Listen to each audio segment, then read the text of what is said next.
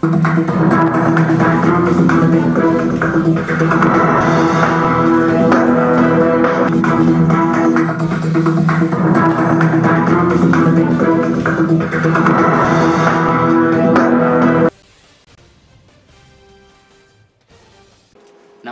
City news సమాహారానికి స్వాగతం. నా పేరు విశ్వనాథ్. గొర్రెలకు వచ్చే వ్యాధుల పట్ల గొర్రెల పెంపకందారులకు ఆత్మవారి సౌజన్యంతో అవగాహన కల్పించారు. సుల్తానాబాద్ మండలం కదంబాపూర్లో జరిగిన ఈ కార్యక్రమానికి ఏడీఏ రాజన్న హాజరయ్యారు. గొర్రెల కాపర్ల సంఘాల ఏర్పాటు, వాటి పనితీరును వివరించారు. గొర్రెలకు ఉచితంగా మందులను పంపిణీ చేశారు.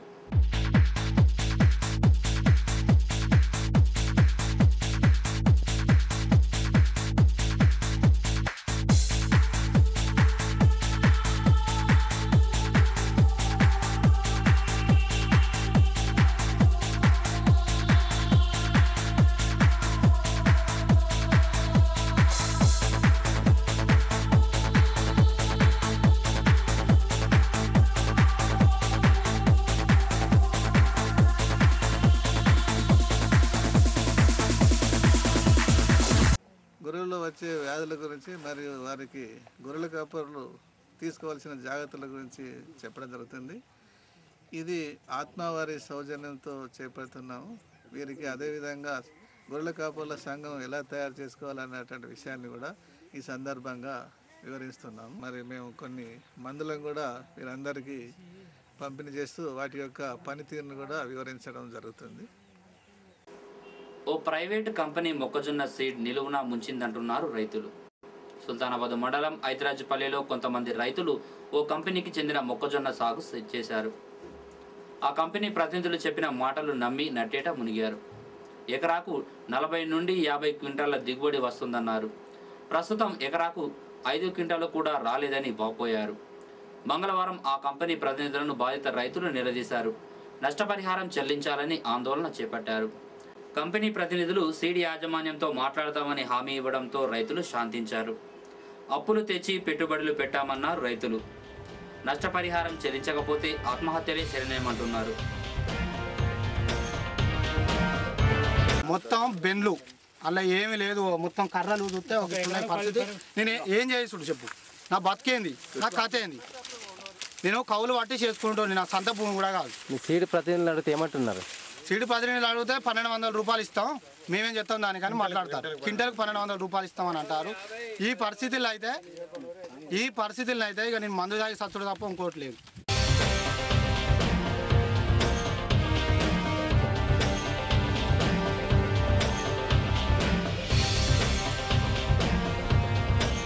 ఈ గిట్టుబాటు ధర మాకు 40,000 రూపాయలు ఎకరానికి ఇచ్చితేనే మా బతుకు అన్నది మాకు ఏర్పడుతుంది. మేము ఒక 30,000 రూపాయలు ఆ భూమి మీద నేను కూడా 3-4 ఎకరాల కౌలుకు తీసుకున్నా. ఒక ఎకరానికి 17,000 రూపాయలు అడగట్టాలి. నేను పెట్టుబడి 30,000 రూపాయలు 40,000 రూపాయలు ఇవ్వాలి.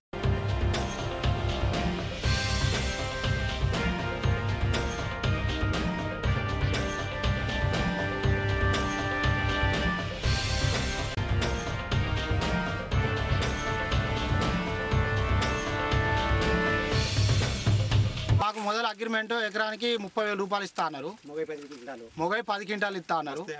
వస్తాయని అన్నారు. మేము నమ్మి పెట్టినందుకు ఇప్పుడు మా పరిస్థితి, మా బతుకు గిడికి వచ్చింది.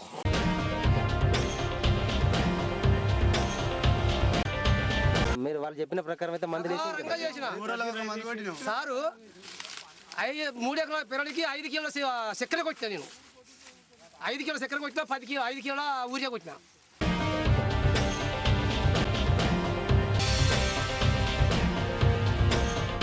ఏమని ఒప్పుకున్నారు అంటే రాకపోతే నా జిమ్మదారి, మేమే సంతానం చూసుకుంటామని చెప్పిన వాళ్ళే నేను పెట్టినాక ఇప్పుడు అందులోకి పోయి చూస్తే ఎకరాన్ని 5 క్వింటాలు చూడడం వచ్చేదట్లేదు.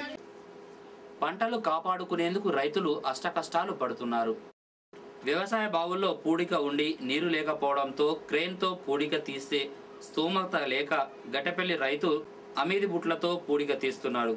ఆధునిక పరికరాలు లేనప్పుడు బావుల్లో ఇలాగే పూడిక తీసేవారట.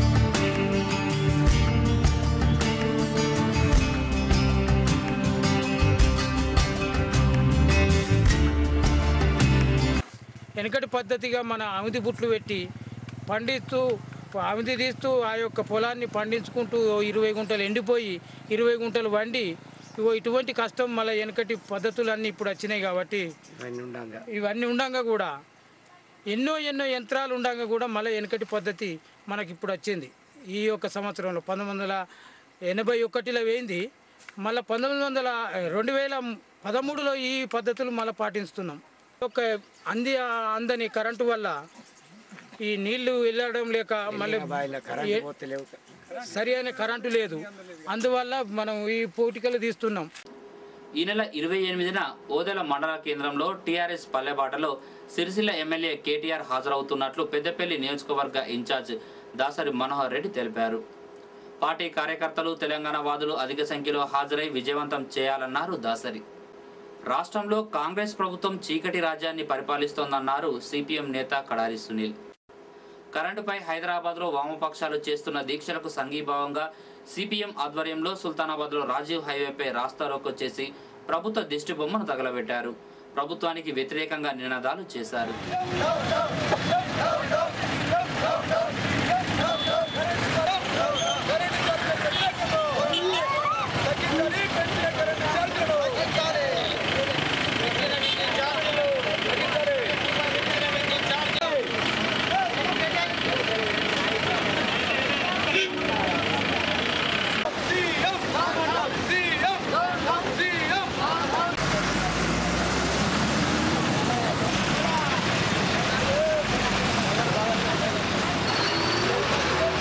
రాష్ట్రంలో కాంగ్రెస్ ప్రభుత్వం చీకటి రాజ్యాన్ని పరిపాలిస్తూ ఉంది.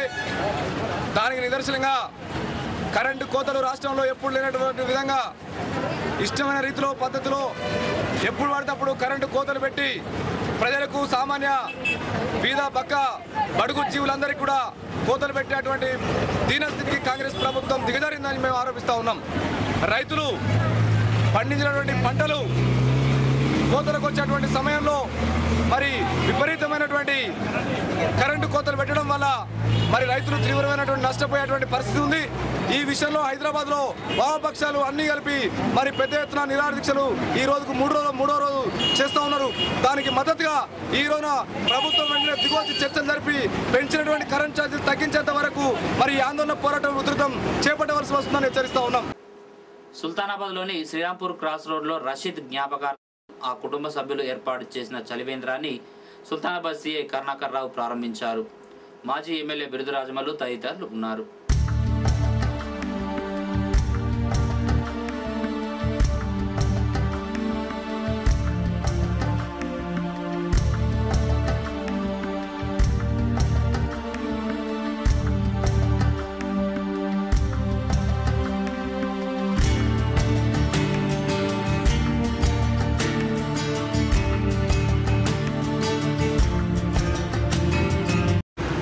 మహమ్మద్ రషీద్ స్మారకార్థం ఆయన తమ్ముడు ఫహీం మరి కొడుకు రఫీక్లు ఆధ్వర్యంలో ఈ తెలంగాణ చౌరస్తాలో గత 4 సంవత్సరాలు చలివేంద్రం ఏర్పాటు చేయడం జరుగుతుంది. దానివల్ల ప్రజలకు ముఖ్యంగా శ్రీరాంపూర్ చౌరస్తాలో చాలామంది ప్రజలు బస్సుల కొరకు ఆటోలకు వెయిట్ చేస్తుంటారు. వారందరికీ ఈ చలివేంద్రం ఎంతో సహాయపడుతుంది. ఈ చలివేంద్రం ద్వారా ప్రజల నీటి అవసరాలు తీర్చుకోవాలి. ముఖ్యంగా ఈ విషయంగా చలివేంద్రం ఏర్పాటు చేసి రంజాన్లు ఏర్పాటు చేసి అందరికీ ప్రజల దాహార్తి తీర్చినందుకు రషీద్ కుటుంబ సభ్యులందరికీ నా తరఫున హృదయపూర్వక తెలుపుతున్నాను. ప్రజల తరఫున కూడా వారందరికీ నా మరోసారి అభినందన తెలుపుతూ ఈ చలివేంద్రం ఏర్పాటు చేయడం చాలా సంతోషంగా భావిస్తున్నాం. ఎందుకంటే రోజు మనం చూస్తున్నాం నీటి కోసం ఎంత ఇబ్బంది అవుతుందో చూస్తున్నాము, టీవీలలో చూస్తున్నాం కదా. కానీ ఈ రోజున ఈ స్వచ్ఛత సంస్థతో వీళ్ళు కార్యక్రమం చేయడం చాలా సంతోషంగా భావిస్తున్నాం. అందరూ కూడా ఇక్కడ ఈ సుల్తానాబాద్ చౌరస్తాలో మరి ఈ వాటర్ సప్లై సంబంధించిన దాంట్లో మీ అందరూ కూడా సహకరించేసి అందరూ దాహార్తి తీసుకోవాల్సిన అవసరం ఉందని చెప్పి కూడా మనవి చేస్తూ పాల ప్యాకెట్లే కాదు పెరుగు ప్యాకెట్లు కూడా మార్కెట్లో లభ్యమవుతున్నాయి.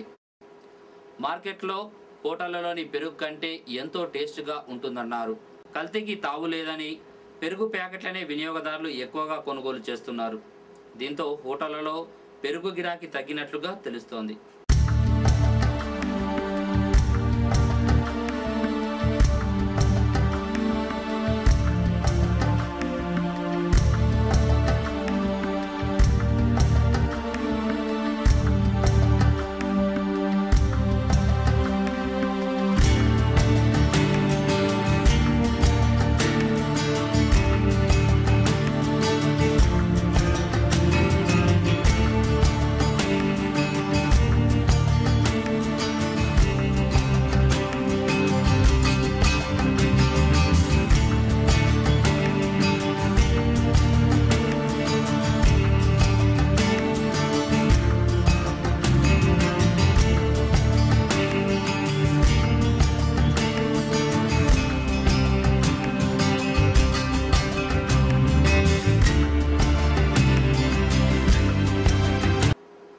ఇవి బులెటిన్ విశేషాలు. మరో బులెటిన్లో మళ్ళీ కలుసుకుందాం. నమస్కారం.